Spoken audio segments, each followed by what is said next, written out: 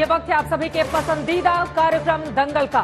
आज का दंगल महाराष्ट्र में चल रहे एक घरेलू मुकाबले पर है। सियासत के टेस्ट मैच में पहला मुकाबला शरद पवार हारते हुए नजर आ रहे हैं। बड़ी खबर के साथ शुरुआत करेंगे शाम 5 बजे के इस बुलेटिन की। महाराष्ट्र से अब तक की सबसे बड़ी खबर सामने आई है। अजित पवार ने शरद पवार को एनसीपी अध्यक्ष के पद से हटा दिया है। शरद पवार को एनसीपी के राष्ट्रीय अध्यक्ष के पद से हटा दिया है अजित पवार ने। ये इस वक्त की बड़ी खबर, यानी कि भतीजे ने चाचा को मात दे दी है, अध्यक्ष पद से हटा दिया है। इसके पीछे की बड़ी वजह वो आंकड़ा है जिसको लेकर अजित गुट इस वक्त काफी ज्यादा खुश और संतुष्ट नजर आ रहा है। अजित पवार खुद बने हैं एनसीपी के अध्यक्ष। चुनाव आयोग को इस बारे में जानकारी दी गई है। एनसीपी राष्ट्रीय कार्यकारिणी की बैठक में प्रस्ताव पारित किया गया। 30 जून को हटाया गया था। ये जानकारी चुनाव आयोग को दी गई है। अजित पवार गुट ने ईसी के पास, इलेक्शन कमीशन के पास ये याचिका दी है, यानी कि अजित पवार अब एनसीपी के अध्यक्ष हैं। इसका दावा अजित गुट की ओर से किया जा रहा है। शरद पवार को उनके पद से हटा दिया गया है। ये बड़ी खबर है। आपको बता दें, आज पूरे दिन एनसीपी के दोनों ही खेमों से एक के बाद एक बगावत के सुर देखने को मिले। अजित पवार ने जहां अपने चाचा पर उम्र को लेकर भी निशाना साधा, तो वहीं दूसरी तरफ शरद पवार ने अजित पवार को खोटा सिक्का बता दिया। लेकिन दिन भर की इस बड़ी हलचल के बाद शाम होते होते ये बड़ी खबर निकलकर सामने आ गई जब शरद पवार को एनसीपी के राष्ट्रीय अध्यक्ष के पद से हटा दिया गया। आपको बताते चले, कांग्रेस पार्टी से अलग होकर एनसीपी बनाई थी शरद पवार ने। अध्यक्ष तभी से लगातार वो बने रहे, लेकिन अब इस वक्त की बड़ी खबर, भतीजे ने चाचा को अध्यक्ष के पद को लेकर मात दे दी है। इलेक्शन कमीशन के पास जो याचिका भेजी गई है उसमें इस बारे में जिक्र किया गया है। पंकज उपाध्याय हमारे संवाददाता जुड़ चुके हैं ज्यादा जानकारी के साथ। पंकज, 30 जून का ही मामला बताया जा रहा है जब अजित पवार को राष्ट्रीय अध्यक्ष चुन लिया गया और शरद पवार को उनके पद से हटा दिया गया। और किस तरह की जानकारी इस बाबत निकलकर सामने आई है और अजित गुट के इस दावे में कितना दम दिखाई दे रहा है? देखिए, 30 जून को प्रफुल्ल पटेल ने नेशनल एग्जीक्यूटिव मीटिंग बुलाई थी और जो इलेक्शन कमीशन को जो पिटीशन दी गई है उसमें यह कहा गया है कि उसी पिटीशन में शरद पवार को हटाकर उनकी जगह पर अजित पवार का नाम आगे किया गया है। यानी पिटीशन कहती है अब Ajit Pawar is the national president of the NCP. अब कारण यह दिया गया है कि एनसीपी पार्टी अपने ऑब्जेक्टिव से अलग हो रही थी, दूर हो रही थी, और यही कारण है एनसीपी की जब एग्जीक्यूटिव मीटिंग हुई उसमें अजित पवार को नेशनल प्रेसिडेंट बना दिया गया। नेशनल प्रेसिडेंट बना दिया गया। ये महाराष्ट्र से अब तक की सबसे बड़ी खबर निकलकर सामने आई है। जैसा कि हमारे संवाददाता भी इस बाबत हमें जानकारी दे रहे हैं, ऐसा लग रहा है कि फोन कट गया है। दोबारा पंकज के पास हम चलेंगे, लेकिन कुल मिलाकर अजित गुट की ओर से ये जो नया दावा किया गया है, इस दावे के बाद अब शरद पवार की मुश्किलें काफी ज्यादा बढ़ती हुई नजर आ रही हैं, क्योंकि एक तरफ 30 से ज्यादा विधायकों के साथ आज अपना पूरा दम दिखाने के लिए अजित पवार ने बड़ी बैठक की, जबकि वहीं शरद पवार के पास बेहद कम लोग पहुंचे थे। पंकज के पास जैसे ही आवाज पहुंचती है उसके बाद हम जाएंगे और ये जानेंगे कि इसके मतलब और मायने क्या निकाले जाएं। शरद पवार के पास अब ऑप्शन क्या बचता है? कई ऐसे सवाल हैं जिसका जवाब लेना अभी बाकी है, लेकिन कुल मिलाकर यह कहा जा सकता है कि सियासी टेस्ट मैच में पहला मुकाबला शरद पवार हारते हुए नजर आ रहे हैं अपनी घरेलू पिच पर। अजित पवार की बगावत के बाद दोनों गुटों की ओर से पार्टी की बड़ी बैठक बुलाई गई। अजित पवार की बैठक में 31 विधायक तो खुद मौजूद थे।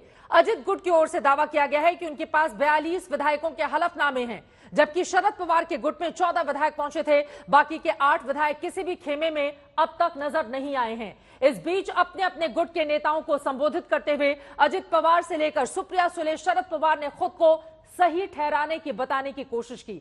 अजित पवार ने कहा कि शरद पवार ने खुद बीजेपी से गठबंधन की कई बार कोशिश की थी। अजित पवार की शिकायत थी कि 83 साल के शरद पवार न तो रिटायर होते हैं, न ही सियासी विरासत अपनी सौंप रहे हैं। उधर सुप्रिया सुले ने भी कहा है कि जाने वाले चले गए, नए लोग आएंगे, लेकिन एनसीपी का नाम, निशान, पहचान एक ही रहेगा, वो है शरद पवार। हालांकि इससे पहले पार्टी पर दावे के लिए दोनों पक्षों की ओर से चुनाव आयोग में भी अर्जियां दी जा चुकी हैं। ये लड़ाई अभी लंबी चलने वाली है, लेकिन इस बीच एक खबर यह भी आई है कि अजित पवार गुट के सरकार में शामिल होने से एकनाथ शिंदे गुट के शिवसेना विधायक परेशान हो गए हैं। उनकी शिकायत है कि इसी एनसीपी से अलग होने के लिए उन्होंने अपनी पार्टी तोड़ दी थी। पीछे से वही एनसीपी अब सरकार में शामिल हो गई है, तो यह विवाद अलग से बढ़ता हुआ दिखाई दे रहा है। ऐसे में बड़ा सवाल यही है, आज के शक्ति परीक्षण के बाद क्या एनसीपी पर दावे की लड़ाई में अजित पवार आसान जीत दर्ज कर लेंगे? क्या एनसीपी और शिवसेना के टूटने का फायदा 2024 में सिर्फ बीजेपी को मिल जाएगा? और क्या अजित पवार की सरकार में शामिल होने के बाद एकनाथ शिंदे के गुट में असंतोष बढ़ता जाएगा?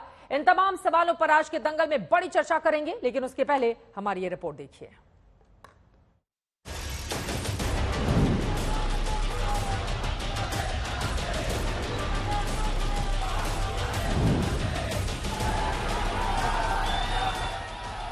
मुंबई में 17 किलोमीटर के फासले पर दंगल के 2 अखाड़े खुले थे।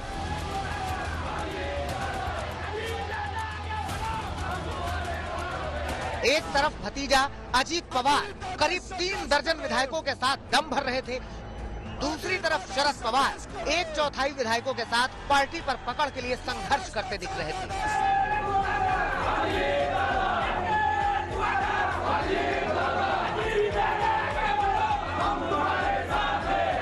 दोनों गुटों की ओर से अपने अपने दावे थे, लेकिन जमीन पर हकीकत कुछ ऐसी थी कि अजीत पवार के खेमे में 29 विधायक सशरीर मौजूद थे, तो शरद पवार के खेमे में 14 विधायक ही नजर आ रहे थे। नंबर का दम अजीत पवार के साथ था, इसलिए आज का दिन भी अजीत पवार के नाम था। अजीत पवार ने जब बोलना शुरू किया तो शरद पवार की मौका परस्त सियासत से लेकर निरंकुश नेतृत्व की पूरी बखिया उधेड़ कर रख दी। अजित पवार ने सरकार में शामिल होने के फैसले के पक्ष में दलील देते हुए कहा कि शरद पवार ने भी बीजेपी से गठबंधन की कोशिशें की थी, तो अब ऐतराज क्यों? 2014, 2017, 2019 में बीजेपी से बातचीत की गई थी और मंत्रालय तक तय हो चुके थे। शरद पवार ने निरंकुश फैसले लिए और हर बार मुझे ही विलन बनाया। अघाड़ी में शिवसेना से गठबंधन हुआ तो बीजेपी से परहेज का क्या मतलब है? महाराष्ट्र के लोगों की सेवा के नाम पर शरद पवार ने भी पार्टियां तोड़ी थी। 83 साल के शरद पवार रिटायर नहीं होते। सुप्रिया सुले को अध्यक्ष बनाने की बात कही और पलट गए। इतना ही नहीं, अजित पवार ने शरद पवार को चुनौती भी दे डाली। 2024ला ज्या निवडणुका होतील ना, त्यामध्ये राष्ट्रवादीचा जो जास्तीत जास्त 71चा आकडा 2004चा आहे, तो आकडा कुठल्याही परिस्थितीत पुढे घेऊन आम्ही जाणारच। महाराष्ट्र पिंजून काढू। मराठवाडा, विदर्भ, उत्तर महाराष्ट्र, कोकण, पश्चिम महाराष्ट्र, तुम्ही आता आम्हाला सांगितलं जातं की आता सभा सुरू होणार आहे। उधर शरद पवार गुट की तरफ से बेटी सुप्रिया सुले ने मोर्चा संभाल रखा था। अजित पवार के भाषण के बाद सुप्रिया ने भी वार पलटवार शुरू किए। ना खाऊंगा ना खाने दूंगा, लेकिन जब मुझे जरूरत पड़ेगी वही नेचरली कॉर्पोरेट पार्टी का पूरा खा जाऊंगा। की काही लोकांचं म्हणणं आहे की काही लोकांचं वय झालंय। अरे सबसे देखो तो फारूक अब्दुल्ला साहेबांपेक्षा 3 वर्षांनी मोठे आहेत। मला विचारलं अरे क्या हो रहा है एनसीपी में? मतलब अंकल ऐसे ऐसे हो रहा है। अरे लड़ ले, मैं तो शरद से 3 साल बड़ा हूँ, मैं लड़ रहा हूँ, शरद को बोल मेरे तरह तू भी लड़ ले। अजित पवार और शरद पवार खेमे के बीच दिन भर के दंगल का सियासी हासिल ये रहा कि पहले राउंड में अजित पवार ने अपना पावर दिखाने में कामयाबी पा ली। अब लड़ाई का एक फैसला विधानसभा में स्पीकर के सामने किया जाएगा और दूसरा फैसला चुनाव आयोग में। दल बदल कानून के हवाले से अयोग्यता वाले मसले पर विधानसभा स्पीकर के फैसले की कोई मियाद नहीं, लेकिन असली एमसीपी तय करने और चीफ व्हिप को मान्यता देने का फैसला स्पीकर को फौरन करना होगा। इस बीच दोनों गुटों की ओर से चुनाव आयोग में भी अर्जियां दाखिल की जा चुकी हैं। शरद पवार गुट ने दावा किया है कि पार्टी विरोधी फैसले के कारण 9 विधायकों को पार्टी से बर्खास्त किया जा चुका है, इसलिए पार्टी में उनका दावा नहीं माना जाए। चिन्हही आपल्याकडे राहायचं आहे, पक्षही आपल्याकडे राहायचा आहे, त्याला कुठेही दृष्ट लागून द्यायची नाही। राष्ट्रीयत्वाची मान्यता आपली रद्द झाली, ती परत आपल्याला मिळवायची आहे। ओरिजिनल राष्ट्रवादी काँग्रेस पक्षाचा झेंडा हा ओरिजिनल कडेच राहील, सिंबल पण राहील। लोक काही म्हणत असतील ते चिंता करू नका। राष्ट्रवादी काँग्रेसचा एकच शिक्का आहे आणि त्या शिक्क्याचं नाव शरद पवार। वैसे अब ये लड़ाई चुनाव आयोग में लंबी चलेगी। किसके पास पार्टी का समर्थन है, किसके पास विधायकों का, विधान परिषद सदस्यों, सांसदों और कार्यकर्ताओं का समर्थन है। पार्टी के संविधान के हिसाब से पार्टी पर किस गुट का अधिकार है, ये फैसला होते होते 2024 के चुनावी महासमर का वक्त आ जाएगा। और उस चुनाव में कौन जीतेगा, यह अजित पवार ने आज खुले मंच से पूरे विश्वास के साथ ऐलान कर डाला है। ऋत्विक भालेकर, सौरभ वक्तानिया, पंकज उपाध्याय, दीपेश त्रिपाठी, विद्या चौहान और अंजना ओम कश्यप के साथ साहिल जोशी, मुंबई आज तक। घरेलू पिच पर क्या सियासी लड़ाई हार जाएंगे शरद पवार? बड़े सवाल खड़े हो रहे हैं। अगले साल होने हैं लोकसभा की चुनाव, 48 सीटें हैं उत्तर प्रदेश के बाद। सबसे ज्यादा अगर कहीं से लोकसभा की सीटें आती हैं तो वो है महाराष्ट्र, और उसके बाद होने हैं विधानसभा के चुनाव। ऐसे में अब क्या होगा? एनसीपी शरद पवार गुट का कई ऐसे सवाल हैं जिसको लेकर बड़ी चर्चा करने वाले हैं। खास मेहमान जुड़ चुके हैं, उनका परिचय आपसे करवा देती हूं। डॉक्टर अजय आलोक हमारे साथ जुड़ चुके हैं, राष्ट्रीय प्रवक्ता भारतीय जनता पार्टी के। रोहन गुप्ता जी, राष्ट्रीय प्रवक्ता कांग्रेस पार्टी के, हमारे साथ मौजूद हैं। महेश चौहान जी, स्पोक्स पर्सन एनसीपी के शरद पवार गुट के आप हैं, हमारे साथ जुड़ चुके हैं। स्वागत शाह, लीडर एनसीपी के अजित पवार गुट के आप हैं, आप भी हमारे साथ मौजूद हैं। किशोर तिवारी जी आपको टीवी स्क्रीन पर दिखाई दे रहे हैं, उद्धव ठाकरे गुट के शिवसेना से हमारे साथ जुड़े हुए हैं। और गुलाब चंद दुबे जी, स्पोक्स पर्सन शिवसेना के शिंदे गुट के, हमारे साथ जुड़ रहे हैं। आप सभी का सबसे पहले स्वागत करते हुए अजय आलोक जी आपके पास आना चाहूंगी। चूंकि सुप्रिया सुले की ओर से सीधे कहा गया है न खाऊंगा न खाने दूंगा, बीजेपी के नेता ये नारे लगाते हैं, लेकिन सबसे पहले महाराष्ट्र में अपने लिए उन लोगों ने एनसीपी को खा लिया है। क्या है इस पर जवाब अजय आलोक जी आपका? एनसीपी है, एनसीपी के दो फाड़ के पीछे बीजेपी है, वो सीधे आरोप लगा रही है। चित्रा जी, विलाप कीजिए, उसमें कोई मनाही नहीं है, लेकिन विलाप का भी दोष हमें दे रहे हैं, ये तो कुछ ज्यादा नहीं हो गया? अब आप एक बताइए कि परिवार को संभाल के रखने की जिम्मेदारी मुखिया की होती है। परिवार टूटता है तो मुखिया को दोष न देकर इसके कारण हमारा परिवार टूट गया, बाहर वाले के कारण परिवार टूट गया। अरे परिवार के अंदर क्या चल रहा है ये बाहर वाले को कहां से पता चलेगा? सच्चाई तो ये है कि एक लंबी लकीर खींच के चले गए अजीत पवार साहब। अब आप लकीर पर पीट रहे हैं डंडा, उससे कुछ हासिल होने वाला नहीं है। जहां तक है राजनीतिक दल की बात, वो उन लोगों ने एनसीपी तोड़ी, उन लोगों ने इच्छा जाहिर की कि वो हमारे साथ आना चाहते हैं महाराष्ट्र की तरक्की के लिए, देश की तरक्की के लिए। हमने उनका सरकार में स्वागत किया। और दूसरी बात, राजनीतिक तौर पे देखें तो आपकी विपत्ति हमारी संपत्ति है। ये तो तमाम राजनीतिक दल का प्राइमरी पहलू है ना, चाहे हम रहें चाहे कोई भी रहे, आपकी विपत्ति हमारी संपत्ति होगी। सवाल ये उठता है कि शरद पवार जैसे सीजन्ड आदमी, 84 साल की उम्र के होके 55 साल से ऊपर राजनीतिक अनुभव हो गया, 60 साल का, उसके बावजूद उनके रहते हुए आज उन्हीं के भतीजे उन पे तमाम तरह की बातें कर रहे हैं। हम तो नहीं कह रहे। निरंकुश तरीके से सत्ता चलाई, पार्टियों को तोड़ा, पार्टियों को बनाया, बीजेपी से 3 बार से सत्ता की बातें कर रहे थे। ये हमारे मुंह से तो आपने नहीं सुना कभी। उधर से ऐसी आवाजें आ रही हैं। दोषारोपण करना कहीं ना कहीं। हाँ। अब तो ये दुनिया भर में आज की तारीख में तो ये हाल है विपक्षी दलों का कि सूरज कब निकलेगा ये भी मोदी जी तय करेंगे, सूरज अस्त कब होगा ये भी मोदी जी तय करेंगे, प्रलय कब आएगा, कहीं भूकंप के झटके आ गए तो मोदी जी के कारण आ गए, बाढ़ आ गया बिहार में तो मोदी जी के कारण आ गया, कस के बारिश हो गई, टमाटर के दाम बढ़ गए तो मोदी जी के कारण हो गया, कस के गर्मी पड़ गई, सब्जी नहीं हो गई तो मोदी जी के कारण हो गया। तो इस विलाप का हम क्या करें भाई? इस विलाप का हम कुछ नहीं कर सकते हैं। आपको अपना घर संभाल के रखना है। बीजेपी क्यों नहीं तोड़ देते हैं? तोड़ दीजिए बीजेपी।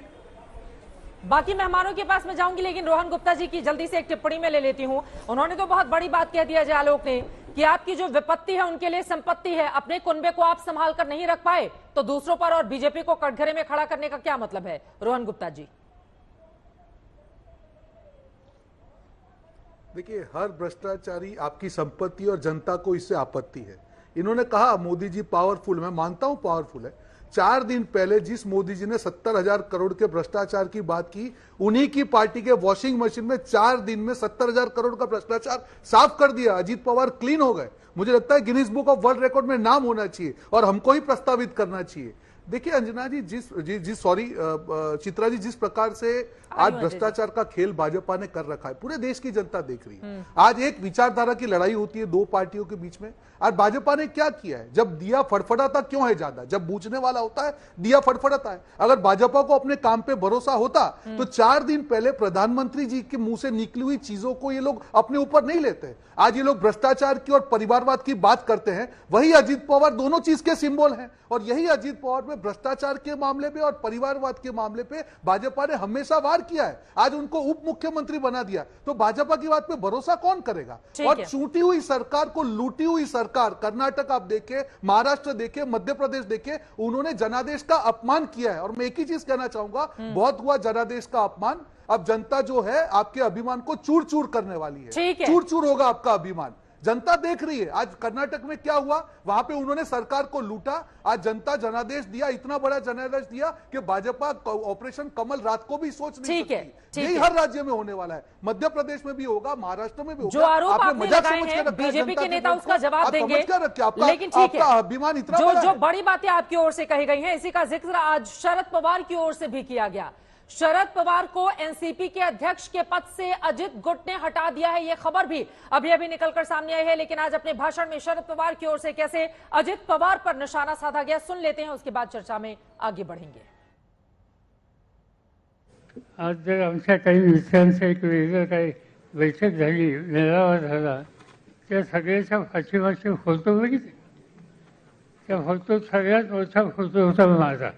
आज मुंबईमध्ये सुद्धा अनेक ठिकाणी पोस्टर लावली, त्याचा फोटो माझा.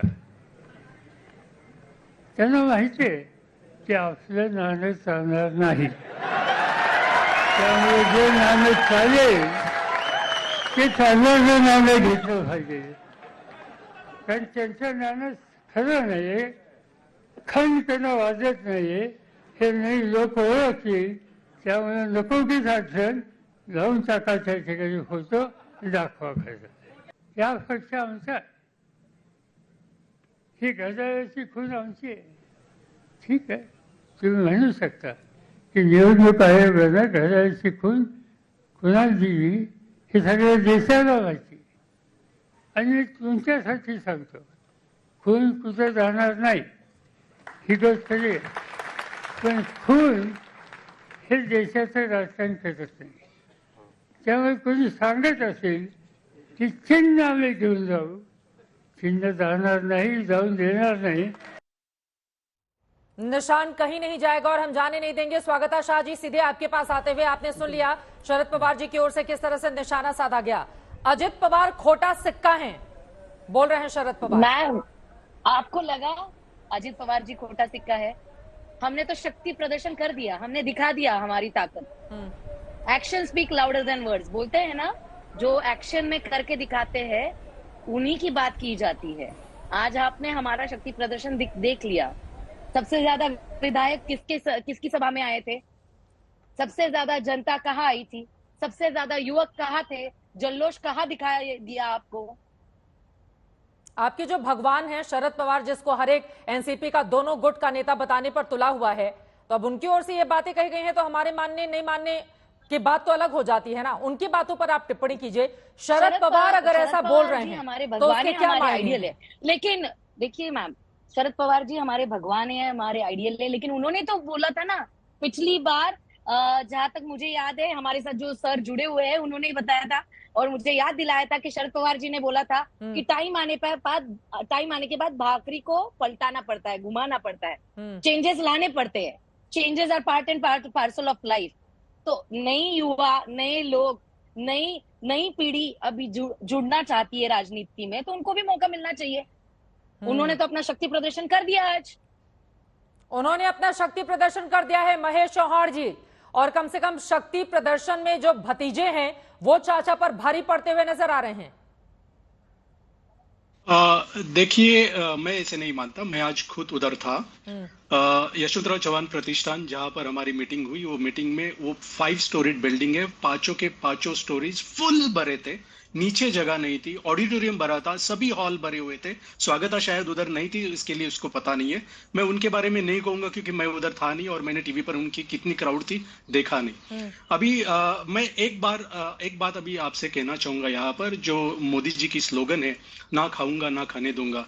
मुझे ऐसा लगता है कि मोदी जी को अपनी स्लोगन अभी चेंज करनी होगी, क्योंकि जिस तरह से जिन पर भ्रष्टाचार के आरोप करते रहे, अभी एक हफ्ते पहले मोदी जी ने जिन पर भ्रष्टाचार के सिंचाई घोटाले के 70,000 करोड़ के आरोप किए, उनको वो अपने साथ लेकर आए। तो मुझे ऐसा लगता है कि मोदी जी को अभी ये स्लोगन ऐसे बोलनी चाहिए कि ना खाऊंगा ना खाने दूंगा, लेकिन जिन पर जमकर आरोप किए खाने के, उनको साथ में आने दूंगा।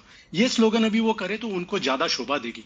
अभी आप देखिए, ये बोला जा रहा है कि घर नहीं संभाल सकते तो हमें क्यों दोष दे रहे। हम उन्हें दोष नहीं दे रहे। देखिए, गिव एंड टेक की बात होती है। ऐसे है क्या, ऐसे मतलब बीजेपी के प्रवक्ता ये कह सकते हैं क्या कि सिर्फ अजीत पवार जी की इच्छा थी कि उन्हें पार्टी छोड़नी है और बीजेपी ज्वाइन करनी है, इसके लिए उनकी इच्छा कंप्लीट करने के लिए, पूरी करने के लिए हमने उनको अपने पार्टी में लिया। ऐसे नहीं होता, ये गिव एंड टेक होता है। आप बीच में मत बोलिए चित्रा जी। चित्रा जी, उनको आप बताएंगे एक बार उनकी बात हो जाए, उसके बाद मैं आ रही हूँ आपके पास। ओके, तो मेरा अजय आलोक जी आ रही हूँ, लोगों की बात पूरी हो जाए उसके बाद आ रही हूँ आपके पास। हाँ, तो मुझे ये कहना है कि गिव एंड टेक होता है। अभी बीजेपी का कुछ ना कुछ फायदा होना होगा, इसलिए शायद उन्होंने उनको लेगा होगा। मेरे ख्याल से 2 फायदे हैं उनके जो उनको दिख रहे हैं। एक तो 24 के इलेक्शंस के लिए उनको जो 45+ का सांसद का आंकड़ा महाराष्ट्र से चाहिए, उसके लिए शायद उनको ऐसे लगा होगा कि अजित पवार जी साथ में आते हैं, एनसीपी साथ में आती, तो वो उद्दिष्ट उनका पूरा हो सकता है। और दूसरी ये कि अभी जो शिंदे गुट के 16 विधायक, उनकी बर्खास्त या उनकी डिस्क्वालिफिकेशन होगी तो शायद बार-बार आप लोग बीजेपी की सरकार बात गिर कर रहे सकती है, तो उसके लिए इनको सपोर्ट चाहिए। ठीक है, लेकिन कई चीजें एक ही सिक्के के 2 पहलू, चूंकि उधर से खोटा सिक्का बताया जा रहा है, इधर से बताया जा रहा है एक ही सिक्का चलेगा शरद पवार के नाम का। शरद पवार को तो एनसीपी के अध्यक्ष पद से भी हटा दिया है अजित पवार ने। 30 जून को फैसला हुआ था, चुनाव आयोग को जानकारी दी गई है।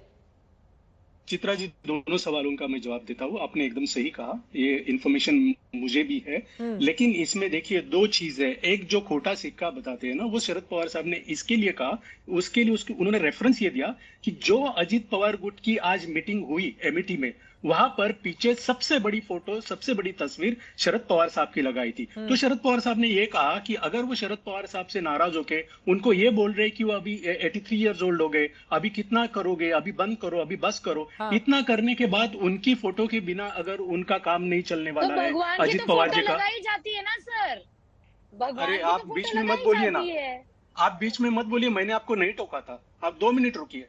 मैं सिर्फ पॉइंट बोल रही हूं। नहीं, बाद में बोलिए ना, आपको जितना समय मिलेगा आप बोलिए। नहीं मैडम, देखिए डिबेट के कोई तरीके होते हैं, उस तरीके से करेंगे। जनता को सुनना है, हम जो बोल रहे हैं ना वो जनता को सुनना चाहिए, पता है ना। तो चुप बैठिए प्लीज। अच्छा, तो मेरा दूसरा पॉइंट ये था कि एक तो सिक्के का हुआ, और दूसरा जो राष्ट्रीय अध्यक्ष पद से उनको हटाकर ये खुद राष्ट्रीय अध्यक्ष बन गए, तो क्या ये सिर्फ विधायक के हाथ में होता है? एक पार्टी होती है, पॉलिटिकल पार्टी, वो पॉलिटिकल पार्टी की अपनी अपनी एक घटना होती है, कॉन्स्टिट्यूशन होती है। वो कॉन्स्टिट्यूशन में जो लिखा होता है उस आधार पर वो राष्ट्रीय कार्यकारिणी की बैठक का हवाला दे रहे हैं महेश चव्हाण जी। और यहां पर एक चीज जो जल्दी से मैं ऐड करना चाहूंगी, वो कह रहे हैं राष्ट्रीय कार्यकारिणी की बैठक हुई थी जिसमें अजित पवार को अध्यक्ष चुना गया, शरद पवार को उनके पद से हटा दिया गया है। और यहां पर अजित पवार ने जो और भी बातें कही हैं, चूंकि इतिहास कई बार खुद को दोहराता है और शरद पवार से बहुत सारी चीजें भी अजित पवार ने सीखी हैं, जिसका जिक्र आज वो मंच से कर रहे थे। जो आरोप उनकी ओर से लगाए गए हैं, उन्होंने कहा जो सच्चाई भी है, 1978 में वसंत दादा पाटिल की सरकार गिराकर खुद पवार 38 साल की उम्र में मुख्यमंत्री बन जाते हैं। 1999 में सोनिया गांधी के विदेशी मूल का मुद्दा उठाकर कांग्रेस पार्टी के खुद को अलग कर लेते हैं और उसके बाद और भी बातों को लेकर सोनिया गांधी पर वो टिप्पणी करते हैं।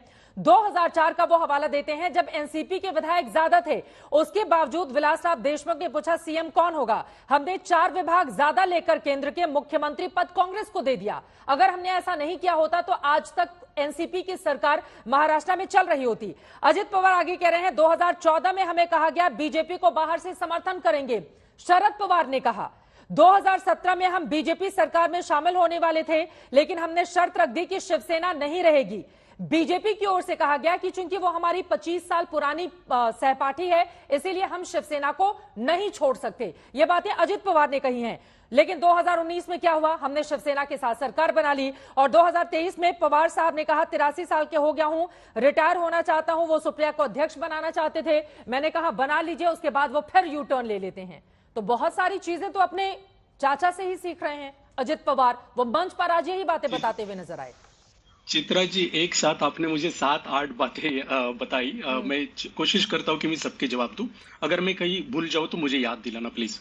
पहली बात चित्रा जी, आपने ये कही कि 1978 में जो बात हुई वसंत दादा पाटिल की सरकार गिराई। आपको शायद मालूम होगा, आप इतनी सीनियर जर्नलिस्ट है। 78 में जब ये सरकार गिराई तभी शरद पवार जी स्वर्ण सिंह कांग्रेस में थे, वो इंदिरा कांग्रेस में नहीं थे। एक ही पार्टी के अंदर होने के बाद बगावत होती है। अगर वो दूसरे पार्टी में थे और उन्होंने इंदिरा कांग्रेस की सरकार गिराई तो वो कुछ गलत बात नहीं, जब उस टाइम की जो जरूरत थी उस हिसाब से उन्होंने बर्ताव किया। दूसरी बात आपने कही यहाँ पर 1999 की, जहां पर सोनिया गांधी के विदेशी मूल के बारे में बात करके वो वहां से बाहर आ गए। अभी तभी एक बात देखनी होगी, उन्होंने प्रधानमंत्री के रेस में सोनिया गांधी थी, तभी उन्होंने ये जरूर ऑब्जेक्शन लिया था कि आप विदेशी मूल के हो, शायद लोगों को पसंद नहीं आएगा आप प्रधानमंत्री बनोगे तो। तब उन्होंने उनको कांग्रेस से निकाला गया, वो बाहर नहीं गए। फिर उन्होंने अपनी राष्ट्रवादी कांग्रेस पार्टी फॉर्म की, और जब उनके साथ में आए बाद में, तभी ऑलरेडी सोनिया गांधी ने इस पर पर्दा डाला था कि वो प्रधानमंत्री नहीं होगी, तो वो बात ही खत्म हो गई थी विदेशी मूल की प्रधानमंत्री बनने की। इसलिए वो साथ में आए, विचारधारा सेम थी, साथ में आए, सरकार बनाई। अभी हम लोग बात करें उसके बाद 2004 की, 2004 में हमारे ज्यादा थे, उनके कांग्रेस के कम थे, फिर भी मुख्यमंत्री पद उनको दिया, ऐसे अजित पवार कह रहे हैं। अभी देखिए एकनाथ शिंदे के पास कितने एमएलए है इधर महाराष्ट्र में, 40, और बीजेपी के पास कितने, 105। फिर भी बीजेपी ने उनको मुख्यमंत्री पद दिया। 105 और 40 बहुत बड़ा डिफरेंस है। यही चीज उन्होंने बिहार में भी कही थी, जब नीतीश कुमार जी को उन्होंने मुख्यमंत्री बनाया था। अभी उसके बाद आपने जिक्र किया 2014 का, 2014 में जब इलेक्शन हुए तभी जरूर शरद पवार साहब ने कहा था कि हम बाहर से आपको समर्थन देंगे, लेकिन उसका स्पष्टीकरण भी उन्होंने बाद में दिया था। उन्होंने ऐसे क्यों कहा? उन्होंने इसके लिए किया था कि उनको ये था कि ये दोनों, मतलब ये तो पॉलिटिक्स है, ये राजनीति है, उनको पता था कि शिवसेना और बीजेपी अगर दोनों एक साथ मजबूती से रहेंगे तो फिर हमारे लिए वो दिक्कत हो सकती है, तो उनको उनमें दरारें डालनी थी। ये शरद पवार साहब ने कहा है, उस पे दरार आए, उनमें फासला हो जाए। तो जो दरारें शरद पवार साहब डालना चाहते थे शिवसेना बीजेपी में, अब वही दरार फिर बीजेपी ने डाल दी है, एनसीपी गुट में, उधर शिवसेना गुट में। इसको कहा जा सकता है ना, फिर राजनीति में अगर सब कुछ जायज है तो फिर बीजेपी की ओर से जो सवाल पूछे जा रहे हैं वो फिर गलत कैसे हो सकता है? लेकिन जल्दी से स्वागता जी की एक टिप्पणी में ले लेती हूँ आपके उस पर। अब स्वागता जी, लेकिन शरद पवार की ओर से कहा गया जब पहली बार वो सीएम बने थे तो वो जनता चाहती थी 1978 में कि वो उस सरकार को गिराकर खुद मुख्यमंत्री बन जाए, तो इस बात को लेकर आज निशाने पर क्यों है शरद पवार आप लोगों के? अब जनता चाहती है अजित दादा पवार डिप्टी सीएम रहे, हमने तो बता भी दिया। महेश जी, आपने बोला था ना भाकरी पलटाने की बात की थी लास्ट डिबेट पे मेरे साथ, तो अभी भाकरी पलट दी। वो तो पवार सर ने सिखाया है। हम अभी भी बोल रहे हैं पवार सर हमारे भगवान है, हम जो भी सीखे हैं भगवान क्या है कि मंदिर में बिठा दिया है, केवल प्रणाम कर रहे हैं आप लोग, और उसी भगवान पर आप इतने सारे सवाल भी, कंकड़ पत्थर बिछा दिए हैं किनारे किनारे उस भगवान के ऊपर, स्वागता जी आप लोगों ने। नहीं मैडम, कंकड़ पत्थर नहीं बिछाए हैं, हमने सीख सीखी है और वही बस आजमा रहे हैं और वही दिखा रहे हैं। देखिए जो भी हो रहा है मैम, वो जनता के हित के लिए हो रहा है। आज अगर जनता के हित के लिए नहीं होता तो इतने सारे विधायक आज अजित दादा पवार के साथ खड़े नहीं होते, आज इतना बड़ा डिसीजन नहीं हुआ होता पॉलिटिकल, आज पॉलिटिकल स्टेज पे इतना बड़ा डिसीजन हुआ है, इतने बड़े आमदार खासदार आज अगर अजित दादा पवार को सपोर्ट कर रहे हैं तो कुछ तो उनमें बात रही है ना, और कुछ तो उनके शरद पवार में वो जो भी बातें कही है वो सच है। मतलब आप क्या बोल रही हैं, शरद पवार में वो बात नहीं रही, अजित दादा पवार में आ गई है वो बात? शरद पवार जी हमारे भगवान है, लेकिन मैम वक्त चलते ठीक है, टाइम बदलता है, वक्त चलते नई जनरेशन आगे आती है, और इसी उम्र को लेकर आज अजित पवार की ओर से शरद पवार पर निशाना भी साधा गया। किशोर तिवारी जी बहुत देर से हाथ उठा रहे हैं, उसके बाद दोनों अजय आलोक जी, रोहन जी मैं आपके पास आऊंगी, दो और लोग हैं, जल्दी जल्दी एक एक टिप्पणी लोगों की मैं ले लेती हूँ। किशोर तिवारी जी, अजित पवार तो ये भी कह रहे हैं 2024 में आएंगे तो मोदी ही। अब अगर पार्टी के लोग टूट टूट के बीजेपी के साथ जा रहे हैं, चूंकि आएंगे तो मोदी ही, अपना फायदा उन लोगों को दिख रहा है, तो फिर दिक्कत किस बात की है किशोर तिवारी जी? अभी कोई 24 ज्यादा दूर नहीं रह गया, लेकिन आपकी दंगल शुरू होने के पहले जो दो दंगल हुई, उसके बाद अभी 3 दंगल, यानी चौथी दंगल शाम को होने वाली है, क्योंकि एकनाथ शिंदे के सारा ग्रुप नाराज होकर वो बोल रहे कि अब हम कहाँ जाएंगे। तो परिस्थितियां महाराष्ट्र में बीजेपी ने लिखे वाले स्क्रिप्ट की बीजेपी के खिलाफ जा रही। देखिए चित्रा जी, मैं आपको बताता हूँ, जिस प्रकार बीजेपी पार्टियां तोड़ती है, जिस प्रकार उन्होंने शिवसेना को तोड़ा, उसी प्रकार एनसीपी को तोड़ा है।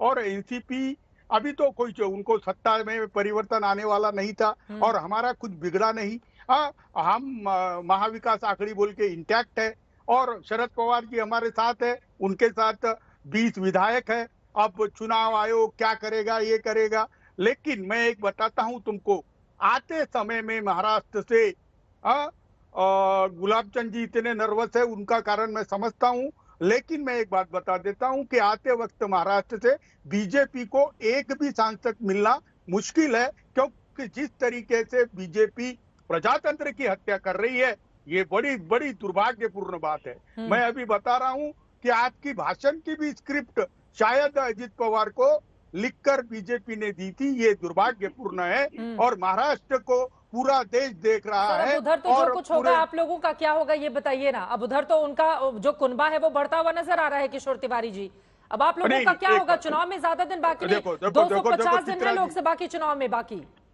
चित्रा जी मैं बताता हूँ, आगे आने वाली सरकार शिवसेना, उद्धव जी उसके मुख्यमंत्री रहेंगे, ये तय हो गया है। और अगर उद्धव जी अकेले भी जाते हैं तो भी वो सत्ता में आने वाले हैं। और महाराष्ट्र से बीजेपी कहीं, उनके ही सर्वे बता रहे थे ना, उनके ही सर्वे में दिख रहा था कि उनको 4 सीटें भी मेंबर ऑफ पार्लियामेंट की नहीं मिलेगी। और सीटें बढ़ाने के लिए उन्होंने किया, तो आज अजित पवार कह दिए कि हमको मेंबर ऑफ पार्लियामेंट 22 लड़ेंगे, असेंबली 90 लड़ेंगे और अभी और मिनिस्टर बनेंगे। मुझे लगता है शाम को एकनाथ शिंदे कहीं रिजाइन न कर दे। गुलाब चंद जी जो अभी एकदम नर्वस होके बैठे हैं, तो शायद उनके लिए देखना पड़ेगा, क्योंकि उनके लिए तो बहुत बुरी खबर है, क्योंकि एकनाथ शिंदे को बीजेपी डंपिंग यार्ड में डालने की सोच रही है। गुलाब चंद जी आप मायूस होकर बैठे थे जिस पर उन्होंने टिप्पणी दी, जवाब दीजिए उनके सवाल का। और अब तो आपके खेमे से भी कई ऐसे नेता हैं जो सवाल खड़े कर रहे हैं कि आधी रोटी अब सरकार में खानी पड़ेगी शिंदे शिवसेना को। मिलने के साथ पहली बार आपके सामने आज तक हम चैनल पे आए हैं, इसके लिए आपको बहुत बहुत धन्यवाद। रही बात हमारे बड़े भाई किशोर तिवारी जी, ये बहुत अच्छे ज्ञानी हैं, ये बहुत अच्छे, हमें लग रहा है कि बहुत इनके पूर्वानुमान है कि हमारी खामोशी या हमारी उदासी कि इन्होंने पहचान लिया और समझ लिया। रही बात, मैं आपके चैनल के माध्यम से बताना चाहूंगा, सबसे पहली बात, अजीत दादा और अपने सभी शिष्टमंडल के साथ, सभी विधायकों के साथ जो हमारे सरकार में शामिल हुए, उनका हार्दिक अभिनंदन और वंदन है। और हमारे खेमे में, शिवसेना खेमे में किसी प्रकार का न कोई असंतोष है और न कोई किसी प्रकार का कोई फिक्र है। किशोर तिवारी जी बड़ी खबर दे रहे हैं, वो कह रहे हैं अजित पवार मुख्यमंत्री बनने वाले हैं, आप लोगों का नंबर गया और शाम के 7 बजे जो मीटिंग होगी उसमें इस्तीफा दे देंगे। आज के इस समय में आपको मैं गर्व से और छाती ठोक के कह सकता हूं कि इस सूबे के मुख्यमंत्री आदरणीय एकनाथ शिंदे साहब हैं। और फिर अगर किसी कालखंड में अगर ऐसे दिन, ऐसे अवसर आए, चित्रा जी फिर आपके चैनल माध्यम से बताएंगे। फिलहाल वर्तमान समय में बड़े ही सामंजस्य के साथ मुख्यमंत्री बनना है। अजीत दादा हम लोगों के साथ मिले, संघर्ष, संगठन, संरचनाओं को, अंशों को संयोजित कर एकता के माध्यम से सरकार इसमें सशक्त है और इस राष्ट्र महाराष्ट्र के विकास के लिए आदरणीय नरेंद्र मोदी के नेतृत्व में काम करने के लिए हम सब लोग संकल्पित हुए। हम लोगों के बीच में न कोई मतभेद हुआ है, न कोई अशांति हुई है और हमारी सरकार तटस्थ है। और आदरणीय एकनाथ शिंदे साहब सूबे के मुख्यमंत्री हैं और मुख्यमंत्री बने रहेंगे, यह मेरे विश्वास कहता है।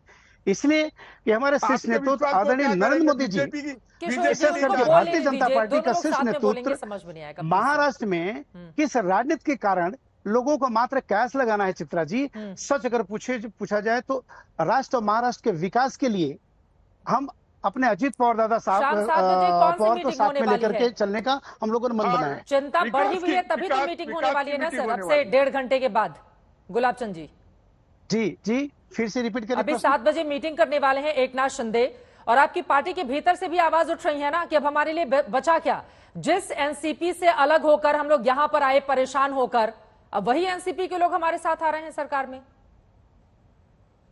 इसके पहले हम जहां से आए वहां से भी तो परेशान थे। अरे जहां हमारा जन्म हुआ वहां से हम परेशान थे। हाँ। सच अगर देखा जाए तो जो आज इस दंगल में हम डिबेट करने बैठे हैं चित्रा जी, ये 2022 का पुनरावृत्ति 2023 में हो रहा है।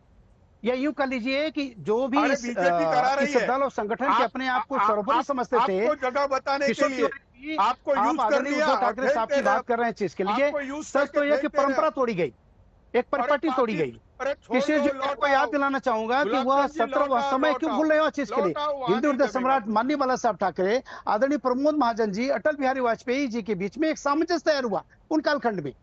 कि शिवसेना और बीजेपी वो वाली बीजेपी आज की गई। मित्रता की बात नहीं रही। अभी पैसे लगाओ, हम 27-28 वर्षों से महाराष्ट्र में मित्र बनकर के चुनाव लड़ते रहे। हम महाराष्ट्र देखते रहे और आज के बीजेपी देखते रहे। अरे हो गया आज उनका क्या ऐसी हालत परिस्थितियां बन गई? ठीक है, अगर परिवार बढ़ता है चित्रा जी, ये तो सुखद का अनुभव होना चाहिए। अगर अजीत दादा हमारे परिवार से जुड़ गए तो हमारा परिवार बढ़ा है। हाँ, माना कि ठीक है, हमारे मंत्रिमंडल बातों में लगातार बोलते रहेंगे, उनकी बात समझ में नहीं आएगी, बात उनकी खत्म हो जाए, लौट रही हूं मैं आपके पास। मिल बांट करके खाने की आदत है और मिल बांट खाने में ही हम संतोष समझते हैं। माना कि हमारे मंत्रिमंडल में वृद्धि हुई है, तो हम एनसीपी को, विशेष करके अजीत दादा को, हम कहीं न कहीं सामंजस्य बना करके इस महाराष्ट्र और राष्ट्र के विकास के लिए आगे बढ़ेंगे। बोले किशोर तिवारी जी, वो बोल रहे हैं कि मिल बांट कर खाने में ही हम विश्वास रखते हैं और सामंजस्य के साथ सरकार आगे बढ़ेगी महाराष्ट्र की। नहीं, देखो मैं बता रहा हूँ, उनके बोलने में सच निकल गया। वो सब लोग मिल बांट के खाने के लिए ही सरकार बनाए हैं, लेकिन 36 लोग अगर इधर से आ जाते हैं तो एकनाथ शिंदे के लोगों की क्या जरूरत है? अब उन्होंने तो शिवसेना तोड़ डाली है, हमारे यहाँ से दरवाजे बंद है। अब वही कह रहे हैं कि मिल बांट के खाने के लिए आए हैं, तो भाई खाओ, 1 साल है तुम्हारे पास, खाओ, उसके बाद तो जनता तुमको बताएगी ना। और आपके तरीके चैनल पर जिसको ऑनलाइन लाखों लोग देख रहे हैं और अभी करोड़ों लोग भारत में देख रहे हैं, और शिंदे जी का प्रवक्ता कहता है कि हम मिल बांट के खाएंगे। अरे इनके खाने के बारे में तो प्राइम मिनिस्टर कहते हैं कि 70,000 करोड़ खा लिए। अब वही लोगों का स्वागत कर रहे हैं। यानी बीजेपी ने अपनी साख छोड़ दी है, अपने प्रिंसिपल छोड़ दिए है। भ्रष्टाचार के खिलाफ में मोदी सीरियस नहीं है, ऐसा मैसेज गया है ना। आलोक जी, ये चिंता की बात है। और देवेंद्र जी के बारे में तो ऐसे मीडिया में, सोशल मीडिया में चल रहे हैं कि उन्होंने ही कहा था, और एकनाथ शिंदे जी ने कहा था कि एनसीपी के साथ जब भी जाना पड़े तो हम सरकार में नहीं रहेंगे। अब शाम को वो रहते नहीं रहते देखेंगे। हाँ, ये तो उन्होंने कहा था और मैं कह रहा हूँ। किशोर जी, आपके दरवाजे बंद हो गए, बहुत जल्दी उसमें ताले भी लगने वाले हैं। आपके पास कोई शेष कुछ बचेगा नहीं, वही इस वक्त शुरुआत हुई है। और रही बात एकनाथ शिंदे साहब का, जो आप सपना देख रहे हो, दिन में जो सपना देख रहे हो, ऐसे सपना देखते देखते 1 साल बीत गए और इस सूबे के मुख्यमंत्री बने हैं और 2024 तक मुख्यमंत्री बने रहेंगे। इसी चैनल पे हमारी आपकी मुलाकात ऐसी होती रहेगी। वो कह रहे हैं मिल बांट कर खाने के लिए, जरा उसमें भी गुलाब चंद जी आपकी टिप्पणी हो जाए। वो कह रहे हैं मिल बांट कर खाने के लिए ही कुनबा बढ़ाया जा रहा है कि मिल बांट कर खाते रहे। ज्योति साहब का मजबूत नहीं है, आप अपने लिए सोचिए, आप अपने लिए सोचिए किशोर जी। आप रही बात, हमें हमारे खामोशी, हमारे मायूसी को आप चश्मे के अंदर सुन आंखों से देख रहे हैं। अरे जितने आपके महीने नहीं बीतते, मेरे वर्ष बीत गए शिवसेना में। 36 साल होता है। आप जरा अपने को कल्पना करिए, हिंदू हृदय सम्राट माननीय बाला साहब ठाकरे के उनके परंपरा, उनके परिपाटी को दमन कर आप गद्दार सेना के साथ हो, उनको खत्म करके आप शिवसेना चलाना चाहते हो। सच तो यही विरासत को लेकर के शिवसेना को बचा लिया आदरणीय एकनाथ शिंदे साहब, सभी शिवसेना निष्ठावान शिवसेना को लेकर के। आपके पास बताने के लिए बचा ही क्या आज के तारीख में? आपके पास कुछ नहीं बताया। आप पैसे खाने के लिए क्यों गए?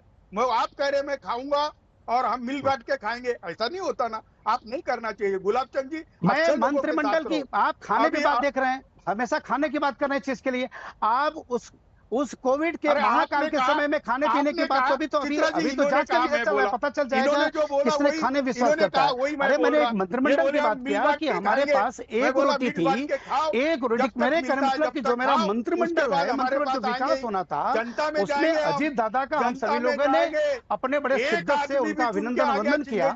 उन्होंने महाराष्ट्र और राष्ट्र के विकास के लिए जो उन्होंने आदरणीय मोदी साहब के नेतृत्व में हमारे सरकार में शामिल हुए, उनका हार्दिक स्वागत है। को लूट रहे। ठीक है सर, हो गई। अब आप दोनों लोगों की बात हो गई। ठीक है, अब आप दोनों लोगों की बात हो गई। अजय आलोक और रोहन गुप्ता जी के पास मैं अब जाऊंगी।